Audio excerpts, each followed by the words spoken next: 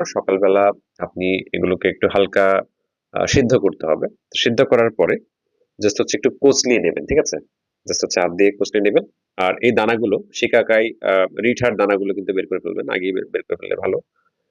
তো এগুলা বের করে ফেলার পরে মানে পানিটা ধরেন যদি আপনার ৩০০ মিলি হয়, তো সেই ক্ষেত্রে এটা অর্ধেক আপনি পর্যন্ত জাল দিতে হবে।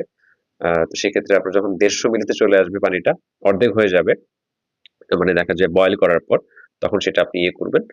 তো গোসলের সময় জাস্ট হচ্ছে মাথা ভেজাবেন। দেন এমনিতে দেখবেন যে অনেকটা ফেনা হয়ে গেছে। ফেনার মতো হয়ে গেছে। জাস্ট হচ্ছে হালকা, হালকা ভাবে হচ্ছে আপনি এপ্লাই করবেন।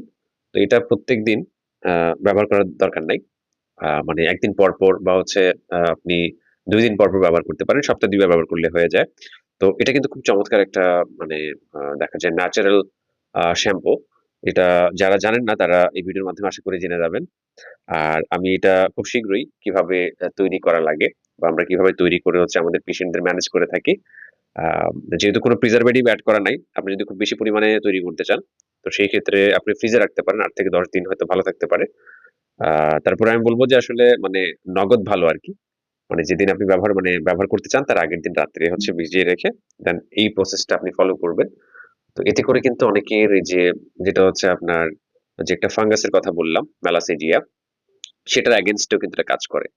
তো এটার সুবিধা হচ্ছে মানে এটাই যে মানে কোনো ক্ষতিকর কেমিক্যাল নেই। বাজারে যে শ্যাম্পু গুলো পাওয়া যায় সেগুলোর মধ্যে দেখা যায় এরকম আ মানে সোপের কারণে দেন আরো দেখা যায় এরকম ক্ষতিকর কেমিক্যাল দিয়ে রাখে। দ্যাটস ওয়াই কিন্তু আপনার মানে ভালোর চেয়ে কিন্তু ক্ষতিটা বেশি হয়। তো এই যে রিঠার কথা বললাম, রিঠা কিন্তু আপনার ন্যাচারাল সোপ। এটা আপনি যখন তৈরি করবেন দেখবেন যে একবারে ফেনার মতো হয়ে গেছে। মানে মনে হবে যে আপনি সাবানই ব্যবহার করছেন। কিন্তু এটা মানে টোটালি হচ্ছে আপনার ন্যাচারাল। আশা করি ভালো লাগবে। আমি চেষ্টা করব মানে আমাদের ইউনানি সিস্টেম বা হচ্ছে ভেষজ নিয়ে যেহেতু আমি প্র্যাকটিস করি, তো সেই ক্ষেত্রে আপনারা নেক্সট ডে এরকম আরো মানে শ্যাম্পু দেন হচ্ছে যেগুলো হচ্ছে আপনার চুলের জন্য ভালো, সেই বিষয়গুলো আমি তুলে ধরবো।